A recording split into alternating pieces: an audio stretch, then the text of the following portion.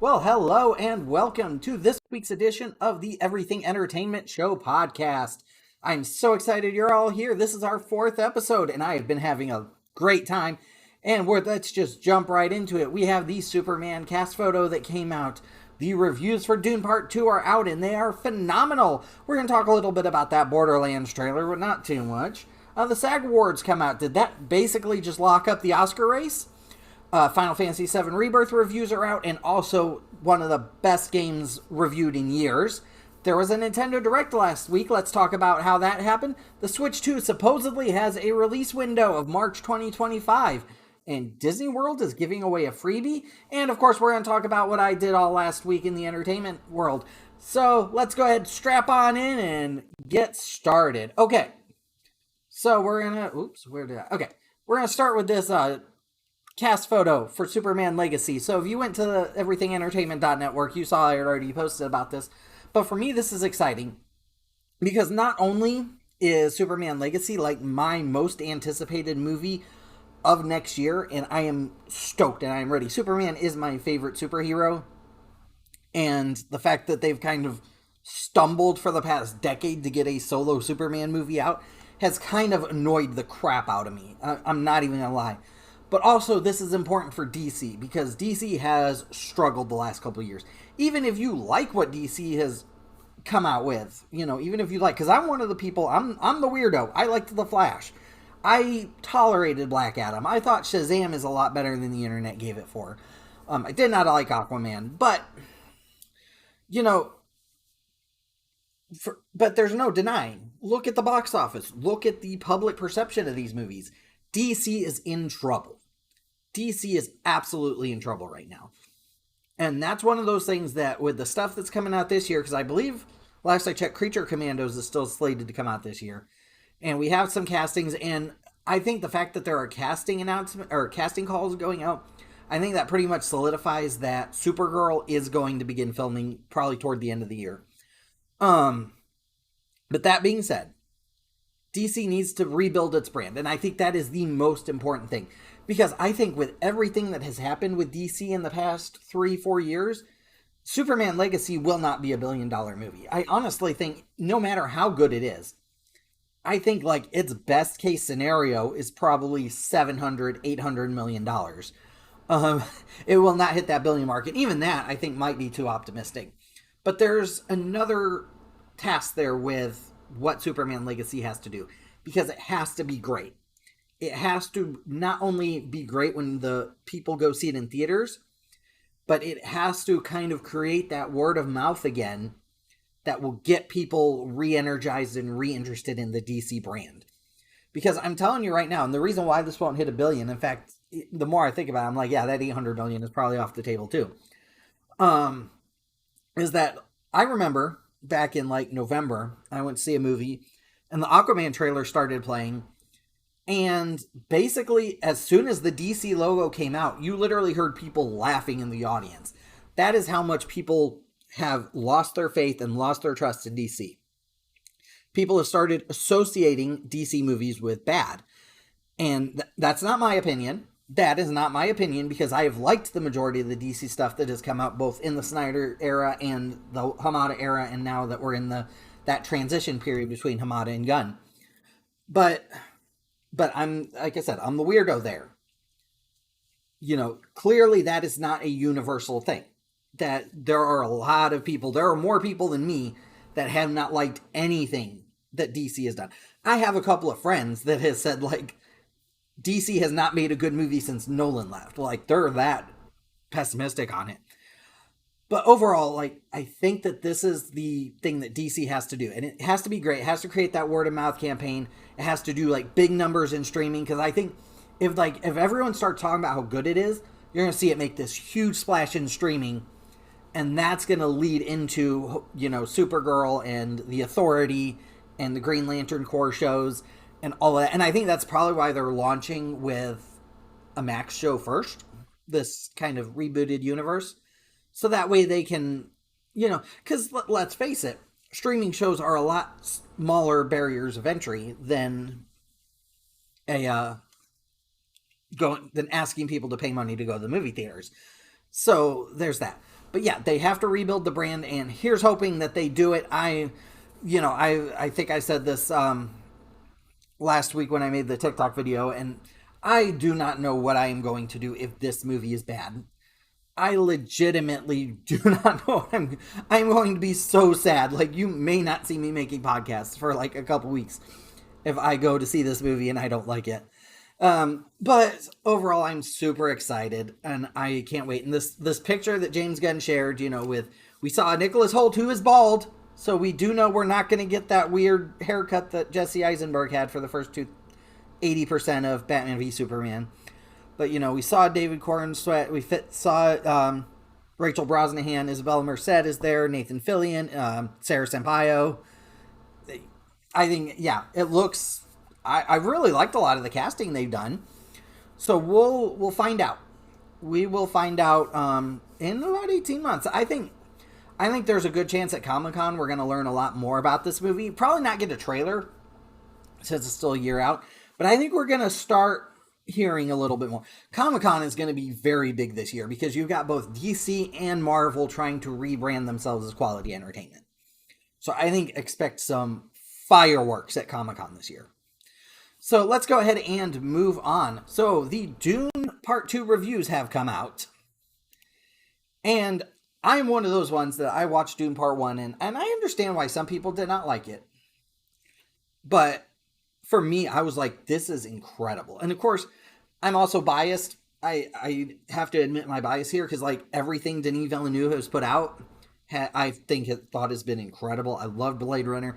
Arrival like blew my mind. It became my favorite movie that year it came out.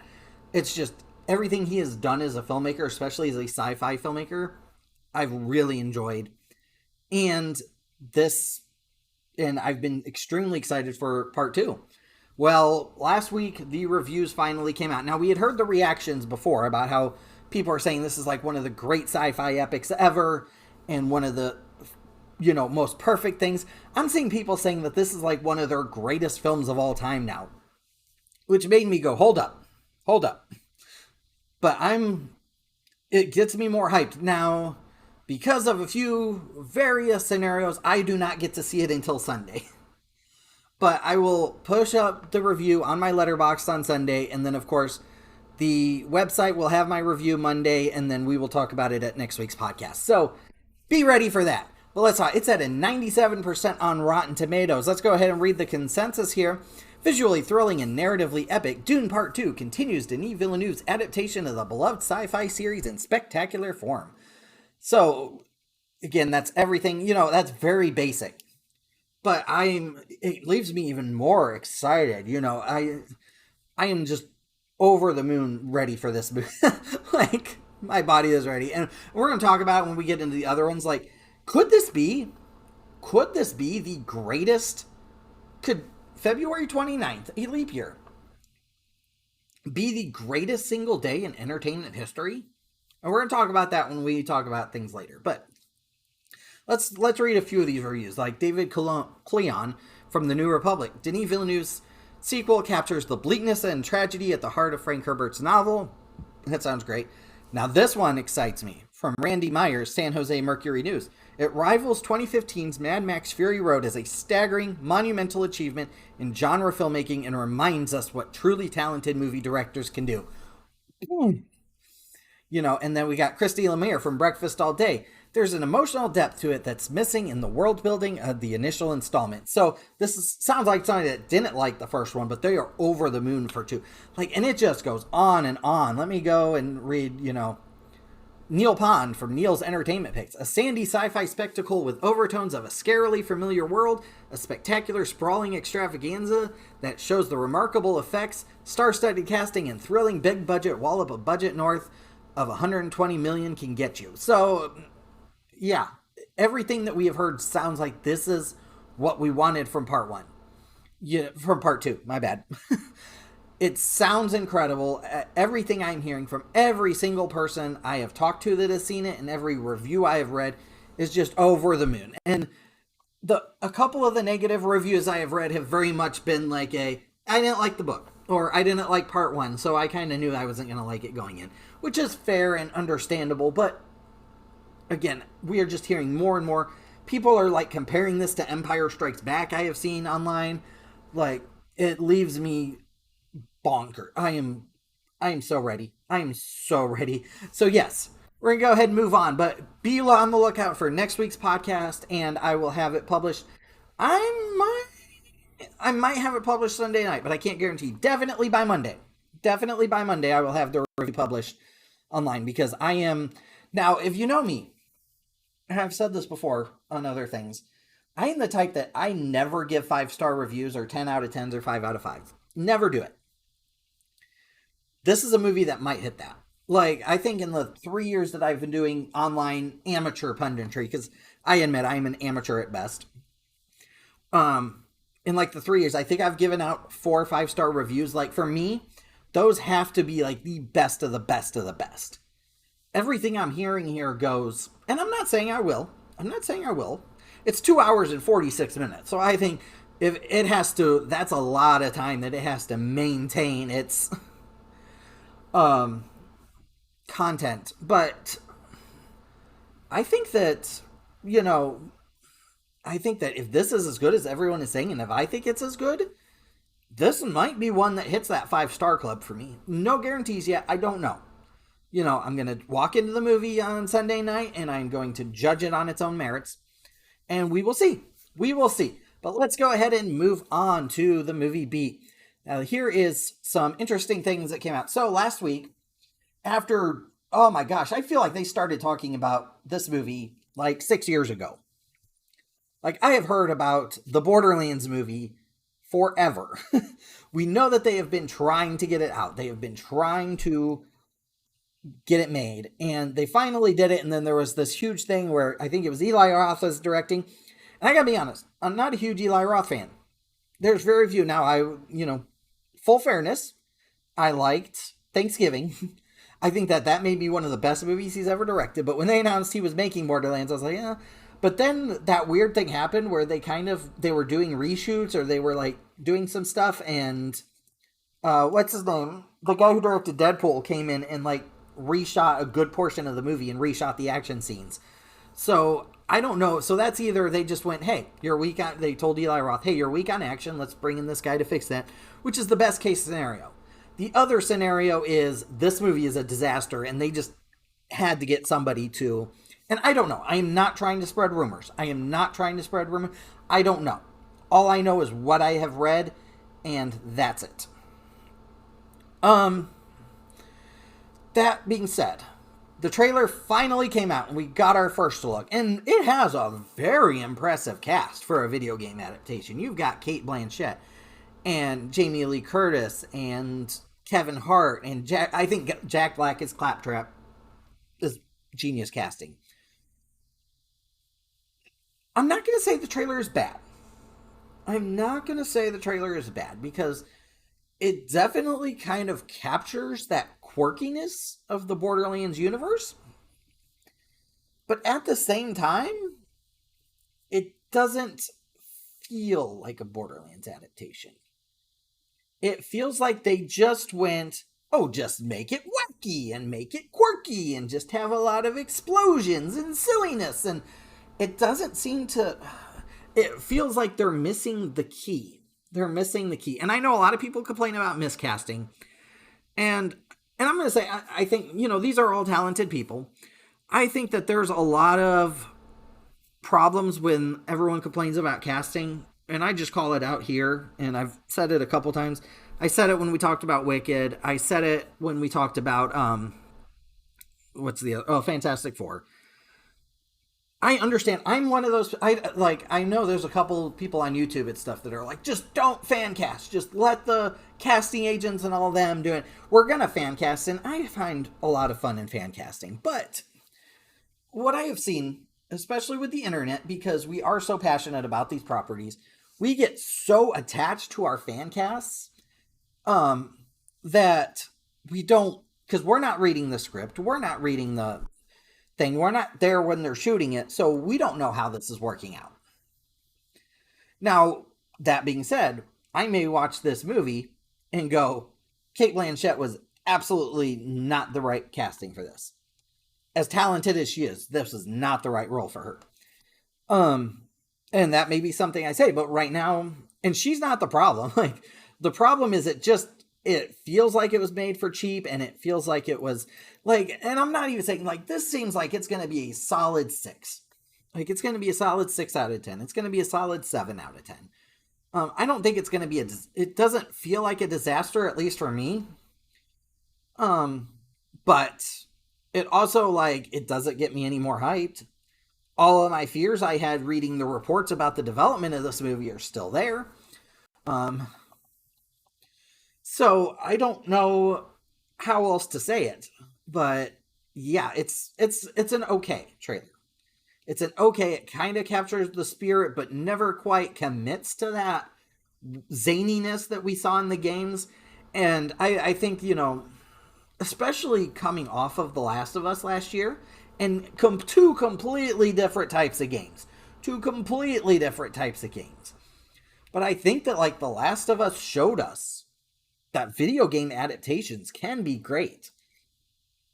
And I mean, I know one was a TV show and one was a movie, but we have seen now good video game adaptations. So I think you're seeing a lot of audiences go, no, you're not just going to shove my favorite characters into a movie and expect us to see it. So again, we'll have to find out. It comes out in August. We'll probably get another trailer in a couple months, but it's there. It's there. That's kind of my final opinion. So let's go ahead and move on. So we had the SAG Awards on Saturday night, I think. So what was interesting with SAG is that it was actually streaming on Netflix for the first time. They pulled it off of TV, which I thought was an interesting move.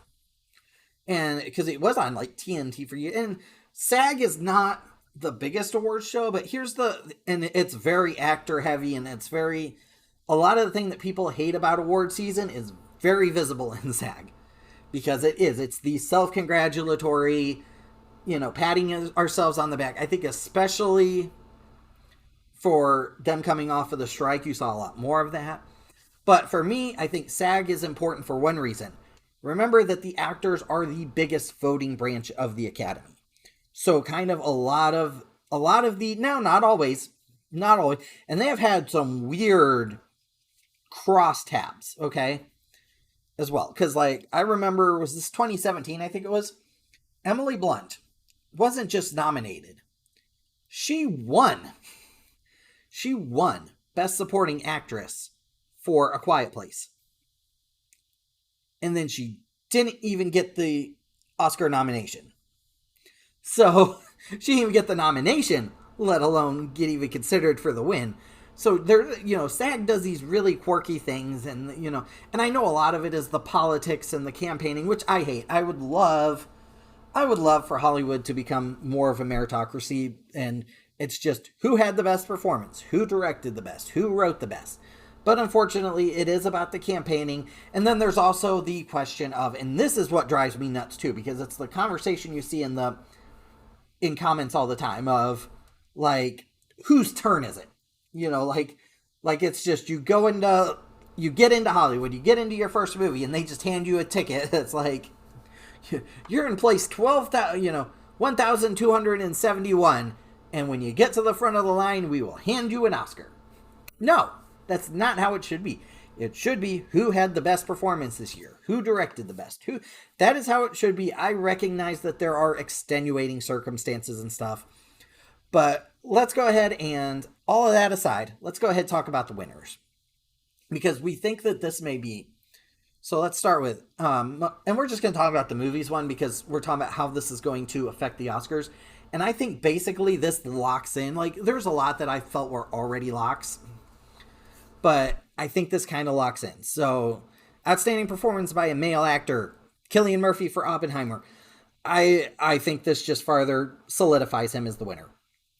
There is still a minor chance that Paul Giamatti is going to take it. Bradley Cooper, Coleman Domingo, and Jeffrey Wright, thank you, congratulations, it's an honor to be nominated, you're not going to win. But Cillian Murphy is almost certainly going to take it. There is a small outside shot, because we have seen in a couple of instances where Paul Giamatti pulls the upset, But still, like, if I was a betting man, and I'm not, if I was a betting man, I would say Cillian Murphy. Female actor in a leading role. This is where I think this is the most contentious award of the night. Like, I think that this is the one to watch. If you are on pins and needles waiting for a upset Oscar night, it's going to be this one. Because it is a two-horse race. Because Lily Gladstone and Emma Stone have been running neck and neck this entire awards campaign. And to be fair, I think Lily Gladstone, what she did in Killers of the Flower Moon, it's funny, like the past 2 weeks or so, I've seen like nothing but people trash talking Killers of the Flower Moon, which I don't understand. And I know there's a few people that have their opinions about it, and I respect that. But for me, it was my favorite movie of the year. I thought that what Scorsese did with it was brilliant and incredible. And the fact that he kept you invested for 3.5 hours and all of that. Now, you know, I understand why Oppenheimer is almost certainly going to win Best Picture. But Killers of the Flower Moon is still an incredible film. But Lily Gladstone, and I think the heart of that movie is Lily Gladstone. You have this actress who's, I know she's been in other things, but I couldn't name them, honestly. She's walking toe-to-toe with living legends. She's with Leonardo DiCaprio. She is with Robert De Niro. You know, she is with all of these big actors, and she competes with them on the screen and sometimes overshadows them. So that is why I have said I think she should win, and I think she will win. But at the same time,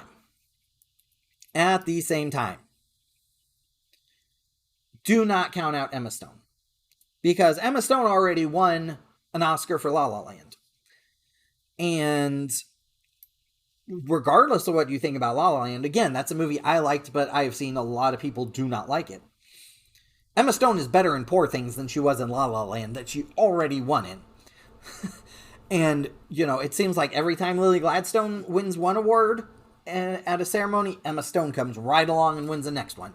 So it's been this back and forth. As I said, I think this is the most contentious category. Because there's, you know, not all of them.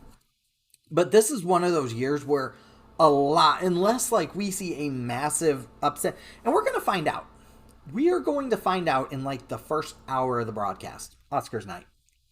Because if like Poor Things starts out, you know, because usually they do the screenplays and the supporting roles first and, you know, a couple of minor things. Like if Poor Things starts upsetting Oppenheimer in that first hour and it starts building that momentum, then we're going to go, oh, Oppenheimer might be in trouble. Like maybe Christopher Nolan won't win. Christopher Nolan is going to win his Best Director. Like I don't bet money on the Oscars. I absolutely would that they're going to... If Oppenheimer loses everything else, they're still going to give it to Christopher Nolan because they're going to make that, you know, body of work argument for him. But let's go on. Supporting performance. Robert Downey Jr., that one is in the bag. It is done. It is solid. You know, you're good. Like, it would take a lot for, and I think the only other one that is potentially competing with that is, what do you call it? Mark Ruffalo from Poor Things. But again, that's not even in, and I think that's Mark Ruffalo's best performance. But I don't think, Robert Downey Jr., he's got it, he's good, we're done.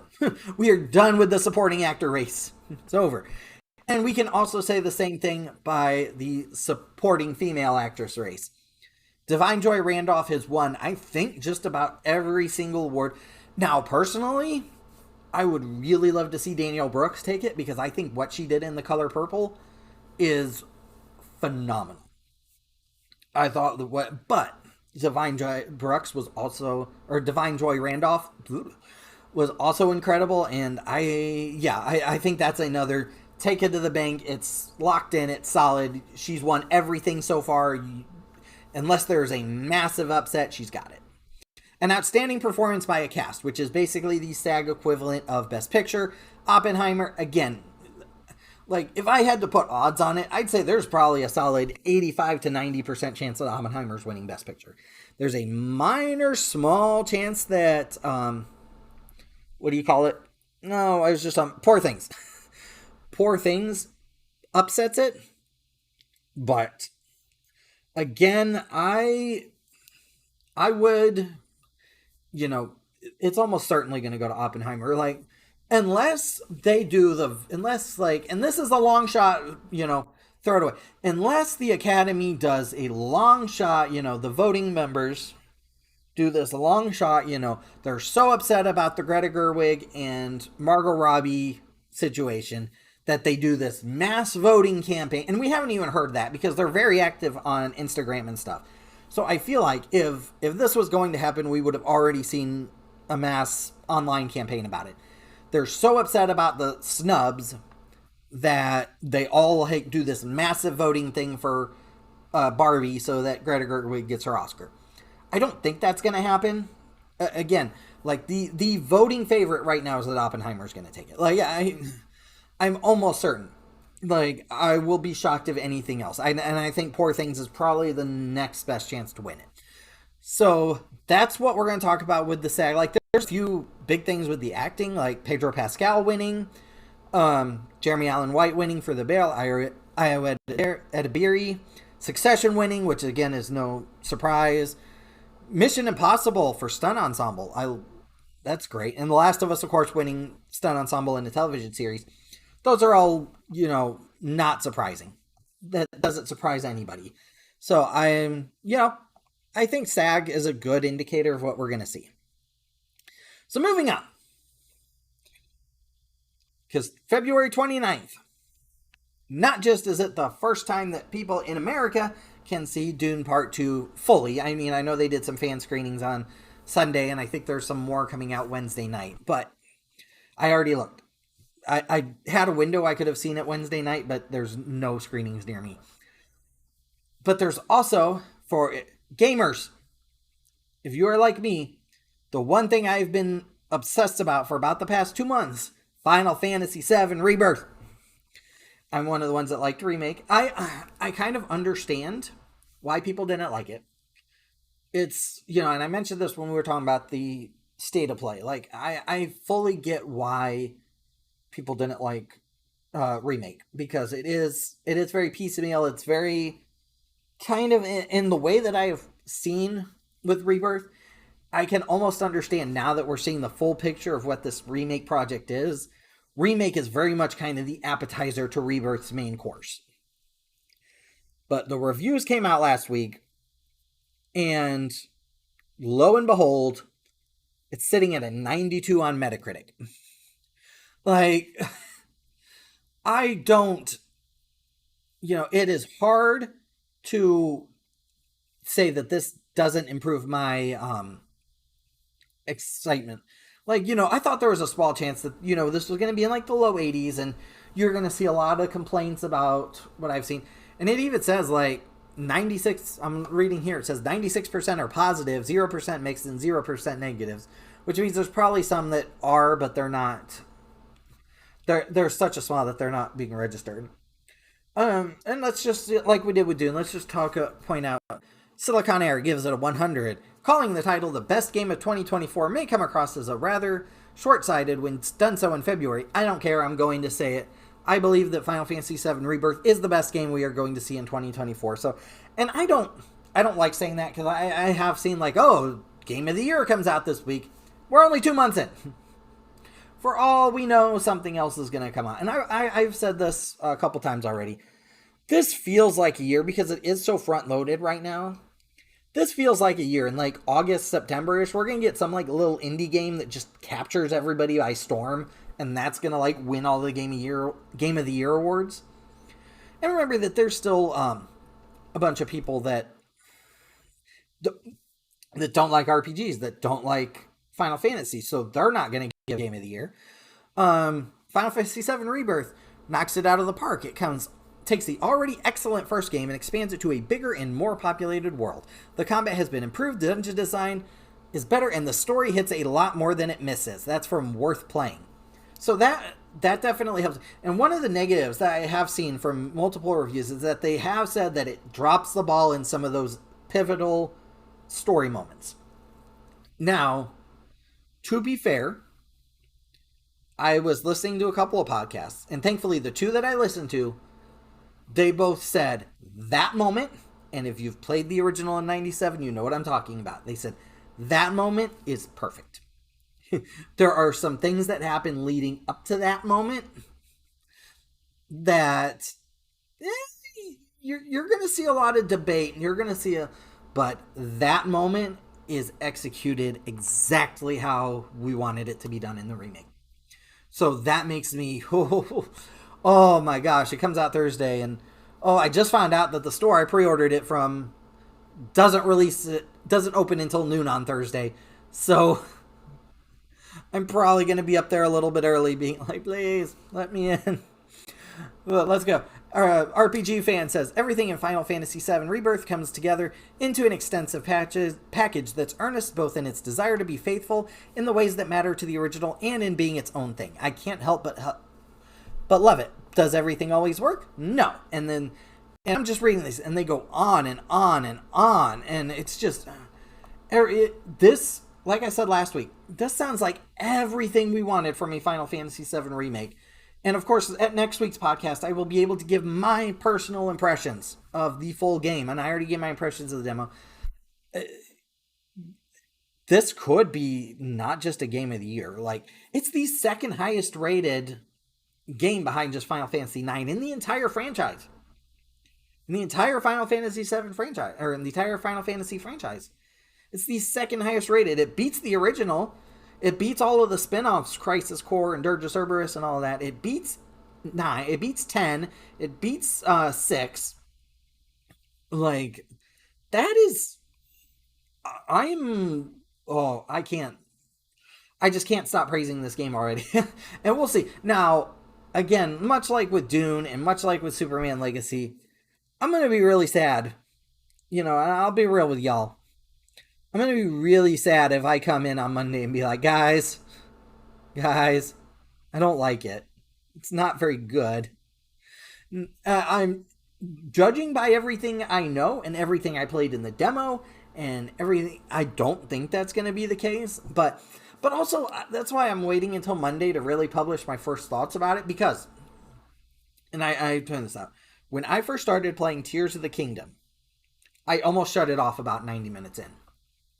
I was literally about done, because that, for me, and just for me, and people are smarter than me, so they probably got it better than I did. The Ultra Hand drove me nuts the first few times trying to use it. Like, it literally, that first 90 minutes, 2 hours, I was literally at the point I was about to put up the game and be like, yep, this isn't for me. I understand that people love it. I understand it's getting all this praise, but it's not for me. Thankfully, because as dumb as I am sometimes, I'm also very persistent, and I played to a point where I went, oh, no, never mind. This game is incredible. And I'm hoping that even if I don't like those initial couple hours of Rebirth, that's what's going to happen. But overall, absolutely loving it. So, loving everything I'm hearing. So let's go ahead and we'll talk a little bit more about the two big things releasing on Thursday in the My Take section. Moving on, so there was a Nintendo Direct last week as well. And there's a few things coming. You could say this. So let's go ahead, just go. I've got the list pulled up off of IGN right here. So first thing that was announced, Obsidian's Grounded and Pentiment are the first Xbox games headed to Nintendo Switch. Of course, that was a huge story a few weeks ago. We got the two official confirmations, not just the leaks and stuff. So those are both coming. I think it's great, especially for the live service stuff, to build that audience more. Next, a new Monkey Ball game. And it's coming in June, you know, Super Monkey Ball Banana Rumble.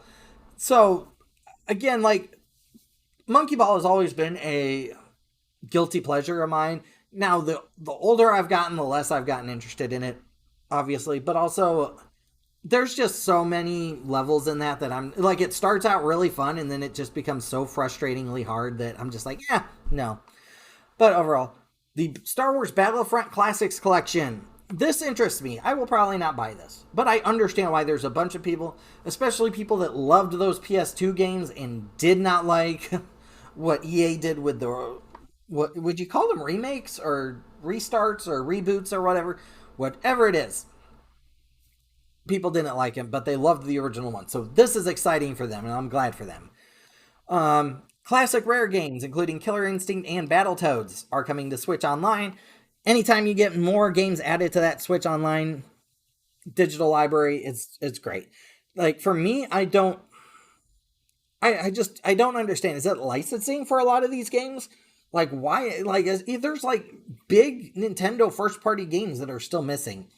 For me, I think like for like your Zeldas and your Marios and stuff, all of those should be on your NES, SNES, and N64 shops by now. But again, I don't know. I am sure that there is legal requirements and licensing fees and emulation issues with it that are behind the scenes that I'm not even thinking about. But for me, I'm like, it's so weird that they keep just releasing games in a piecemeal, but especially for a subscription service that you're paying for. But that's just me. That is just me. I don't know enough. Now, this is probably my biggest announcement, and this is the one I saw, like, when I got off work that day, and I saw everyone talking about it. This was the biggest.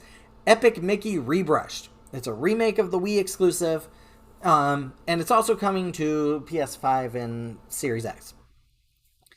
I'm excited. I liked Epic Mickey. I'm really hoping that they fixed a lot of the camera issues and a lot of the control problems from that original Wii version. But yeah, like, Epic Mickey had a lot of creativity on display. I think it's probably one of the best Mickey Mouse games that we've gotten in years. And I definitely liked the original Epic Mickey a lot more than Epic Mickey 2. So I'm excited to see it. I am excited to see it. So next we had Shin Megami Tensei 5 Vengeance.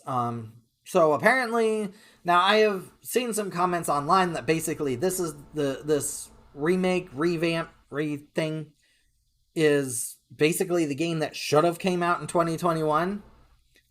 And it's coming out to multiple platforms as well. But I don't know. I'm not a Shin Megami Tensei fan, but you know, I just recently became a Persona fan, so if it gets good reviews and people start hyping it up, I might give it a chance. I might.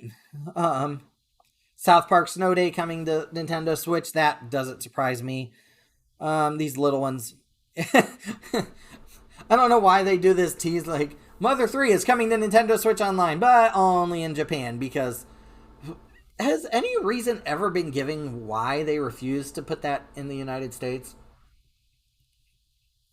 I'm sure there is. I'm sure there is. Yeah, it says here, like, yeah, the series creator said that he would love for people in the US to be able to play it. And because right now the only way you can play it is through like fan translations and stuff, or if you know Japanese, which Monster Heading Stories is getting remastered, and Gundam Breaker 4. I'm not a huge Gundam. Like, I'll appreciate Gundam, like, you know, 20 years ago, I would be over at friends' houses and they would be watching Gundam, and I'm like, yeah, that's a good, but I never went out of my way to watch it. So yeah, that was everything announced for the Switch, without exception a couple of smaller announcements that I think it's fine. Wasn't any massive like breaking, but it was one of those things that I said, and I think, did I say this last week or was this on another video? I can't remember, but like, anytime a Nintendo Direct especially gets out, a lot of people have to put on their clown noses. And thankfully Nintendo has gotten better about saying these are third-party titles. And I do believe I thought I saw a thing from Nintendo that said specifically there are no hardware announcements coming at this Direct. So anybody that keeps thinking we're going to see the Switch 2, which we're going to talk about here in just a moment, that wasn't coming. Okay, let's go ahead and move on. So last week we talked about this report that the Switch 2 had been delayed. They were targeting a fall or holiday release date, and that apparently got moved into the spring. Well, in the new in the Japanese magazine Nikkei, they have reported that it is now targeting a March 2025 release. Now, they're also saying that that is the earliest it's going to launch. So there's talk that it may be later. Now, there was a few reasons given in this report. One is that they wanted more time to get enough software and stuff available for launch, so which is probably important. But the other thing is, and this is, I think, the important thing that came out, because a lot of the stuff that came out is a lot of the same stuff we heard in those reports that came out last week. Nintendo's plan is to get enough of these out that basically everyone who wants one will be able to get one, and that way you won't see Scalpergate like you saw with the original Switch and with PS5 and Series X. I am telling you right now, there's going to be a scalper problem. There's still going to be a scalper problem because it's like what happened with the PS5. It's very difficult to make this in a way that doesn't become consumer unfriendly. And that is an important thing to talk about. Because, yeah, and I've seen the things like, yeah, they made it so that you have to... Now, I've also seen a lot of people bring up, like, a meritocracy thing with, like, the PS6. Like, oh, you should have to link it to your PSN account, and the people that play the most on PS5 should get front of the line. Well, that's great, except for then you're going to have kids, and you're going to have people that only play Madden, and you're going to have... that basically will never have a chance to get them. And not to mention, funneling everybody that wants one through the PlayStation Store is just going to create such a backlog and such a... to me, I've always thought the best way to do it, and this isn't a good way. This isn't a good way. Is to basically, if you walk into a store, whether it's your local game store, a GameStop, Amazon, anything like that, you can pre-order it. Period. Done. But there's a couple things. One, it has to be like there has to be a way to create like a database of they scan your ID, or you put in your ID information for online purposes, and basically it creates a database so that if you try to pre-order it from another retailer, or you try to, without like having to use a lot of things, that it'll automatically flag and say, you already have one pre-ordered at another location, or you already have one pre-ordered at this location. Cannot get another one. Again, that's a lot of work on the back end to do. I understand that. But I've also said, anybody that wants one can pre-order it. Just be aware, if you're not in that initial, however many they allot, 25, 50, 125, 150, however many it is. If you're not in that thing, you may have to wait for the next shipment. And then you just put yourselves into a queue, and then you get a call from the retailer, hey, your ticket has come up. You could come in and purchase it. You have 72 hours to come in and purchase it before we release you from the queue. That, to me, that's the best way to do it so that everyone gets to pre-order it. Just make sure that everyone's aware that if you're in the back, if once they've already filled up how many they're getting on launch day, that you may be waiting in the queue. It's how the graphics cards did it, and after a while, we did finally see that queue kind of break down, and the scalpers kind of gave up. Probably not the best ideas, but it's probably, I think, the best for this current situation. So March 2025, and I said this last week, that sounds about right. It's in the 8-year mark from the original Switch. The Switch is showing its age, and I like the Switch. I love Super Mario Bros. Wonder, which we'll talk about here in a minute. I think that their Tears of the Kingdom was incredible. It was my game of the year last year. But there are games. There's Pokemon Scarlet and Violet, which barely runs on the Switch. Even some games that I've liked, you see really struggling to catch up with the technology. So it's time for the next console. It is time for the next console. So with all that said, let's go ahead and move on. So, in the theme park beat, now, one of the things that I like talking about news, and I like talking about attractions and restaurants and things like that. I don't like getting into the Disney planning thing. I am not a travel agent. I do not want to help you plan your Disney vacation or your Universal vacation or your SeaWorld vacation. That's just not what I'm do. Now, if somebody comes to me and they said, hey, what attraction should I ride? If I'm doing A or B, I'm going to give my honest opinion. But this is an interesting thing that Disney announced, because this is something that we do not see often. Disney is giving away a freebie. So, Disney World has announced, I found this on the Diz, Disney World has announced that all guests who have a Disney hotel reservation in 2025, regardless of what that is for, whether it's a vacation package or you're just doing a room-only stay, every guest in the party will get a free water park pass. Now, I'm guessing that's probably there to ease the traffic every morning coming into the hotel for early check-ins and stuff. But yeah, everybody that checks in now, it does say that this water park ticket is valid check-in day only. And since a lot of those water parks have still kind of struggling post-COVID, I think this probably is a way to force people back into. How long that's going to last, I don't know. But I did think this is interesting because it is very, very rare that Disney actually gives away a freebie. Now, how long this is going to be, or are they just going to raise all the hotel rates by the $50 or whatever? I've never been to any of the Disney water parks, so I don't know what their exact rates are. But I just thought that was interesting that Disney's giving away free. So that was just a brief little Disney freebie take. So moving on. So what am I up to? So I finally, just in time for Rebirth, I finally finished Remake and Intergrade. I've kind of done some playing around to start building for my second go at the Platinum. And I know I could have auto-popped, but I wanted to go through everything again and earn it again because I love Remake so much. And it was my first time doing the Intergrade or Intermission DLC. I thought it was fine. It's kind of scattered, but Yuffie had a fun play style, and I thought there were some interesting elements to it, so it kept me interesting. I'm almost done with Super Mario Wonder. I'm on the last world. I think I have like 8-10 levels, so legitimately probably by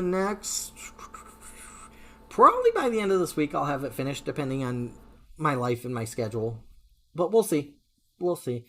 I am about 17 hours into Persona 3 Reload, because this is what I've been playing on my lunch breaks and stuff, so which is why it's been going a little bit slow. And like I said, I was not a Persona fan, but I got caught up in the hype train seeing this on Twitter, and I was like, I'll give it a chance. I finished Tales of Arise, and it was just sitting there on my hard drive, and they were advertising it on Game Pass, so I was like, hey, it's included with Game Pass, I'll give it a shot. I really like this game. Like, the more I've gotten into it, and the more you get to know these characters, and the more I learn about some of the combat mechanics and stuff, I'm like, okay, everything that I said I didn't like about Persona before, I have changed my mind. Like, to the point where I started looking up the prices for Persona 4 and 5. Because I'm like, okay, I might, after I finish Persona 3 Reload, I might. And it's kind of been a slow week for moviegoing, because everything's about Dune Part 2. So I was going to go to the IMAX fan screening of Dune on Sunday. Unfortunately, I realized at the last second that it was not included with A-List. And just from a couple of different decisions, I ended up not being able to go. And even if I did pay for it, I would have had to sit like in a very uncomfortable spot for an IMAX. So I just was like, you know what? It's just another few days. I can wait. But I did go to see Final Fantasy VII Advent Children, which I bought like as soon as the tickets went on sale. So I got a really good seat. And there's a couple things, like, for at a nostalgic level and as a fan of Final Fantasy VII, yes, I love. But there were two things that I kind of noticed on this viewing of it. One, it's the animation style is starting to look dated. Like, I remember in, 2006 when it came out, I was like, this is like, CG graphics are never going to be better. But there's a few moments of Advent Children that I was like, this is starting to show its age.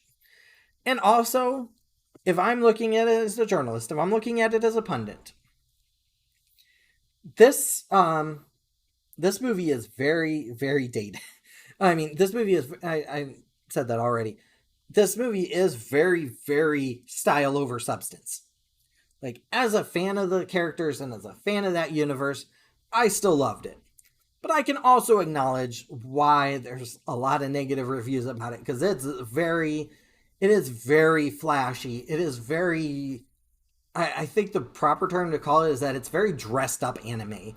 Like, it's an anime movie in a CGI shell. It's very out there, and it's very, I can understand why, especially if you don't know those characters in that story. You're just gonna walk out going, ew, ew. So, but then I also got the chance on Sunday. I went and saw Les Mis because they re-released it in Dolby Cinema, and let me tell you, Les Miserables is an incredible movie. Now, unfortunately, my dog got into the trash while I was gone, so I came back and the dog made me very miserable. But to go back, I mean, obviously, it's probably Hugh Jackman's greatest performance ever. Like, as good as he is in Logan, I think he's still better in Les Mis. I mean, obviously, he got an Oscar nomination. Anne Hathaway got her Oscar win for that movie, which is funny because, like, the past couple years, I've heard a lot of negativity surrounding the Les Mis movie. And, you know, the only thing I was really negative about was the credits started rolling and I was like, oh, Tom Hooper, you did a great job directing this, and you just walked out going, yeah, you know what? I think I'm going to do Cats next. Yeah, that didn't work out for you, did it, buddy? But it's such a good musical. It's so good. But this week I'm seeing Drive Away Dolls, and I am seeing Dune on Sunday. So that is my schedule for this week. I tried to get into a Dune Part 2 screening on Wednesday, and I just couldn't, which stinks, but it is what it is. So let's go ahead and move on to the final thing. The final thing that I wanted to bring up. And of course, we've been talking about Dune Part 2, and we have been talking about Final Fantasy VII Rebirth. Both of these are opening to the public in the United States on Thursday. And let's be real here. Final Fantasy, both of these are getting powerful reviews.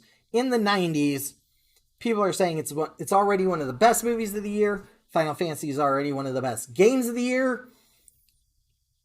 Is this the best single day in the entertainment industry ever? Like, and maybe this is just me being facetious. Maybe this is me being a fanboy. I'm not saying this 100%. But I gotta say, this has got to be, for me, it's like one of the most hyped, because it was my most anticipated movie of last year. And Final Fantasy VII has always been my most anticipated game since they announced it was coming out this year. Unless they pull a thing, and it's not happening. It refuses to. I refuse to admit that it'll happen. Unless they pull a bonkers, wild, Kingdom Hearts 4 is releasing this November or December. But again, not going to happen. So let's not even entertain that thought. Kingdom Hearts 4 is like a 2026 release. So we've got Final Fantasy VII Rebirth and Dune releasing on the same day. And I know, so when I say that, because I'm probably hearing some of you scream that Dune is releasing on Friday. Remember, the first public screenings are going to be Thursday at 3 p.m. It used to be midnight, then it became 11 p.m., then it became 10 p.m., and now they're doing like 2 and 3 o'clock p.m. screenings on Thursdays. So that's what I said. So I don't think that there's any bigger day that I can think of where you had two. Now, scratch that. I think the last time that I kind of remember happening like this was, if you guys remember this, 2016, when Batman v Superman and Daredevil Season 2 dropped on the same day. Excuse me. That is the last time that I can remember that kind of cross-section in fandoms being like, whoa! But I'm so excited, guys. You have no idea. And come back next week, because we will be reviewing both of them. Or at least I will be giving first impressions of Final Fantasy, because I can guarantee you, with my work schedule and with everything I do, I will not be finished with Final Fantasy VII Rebirth. But my goal is, hopefully,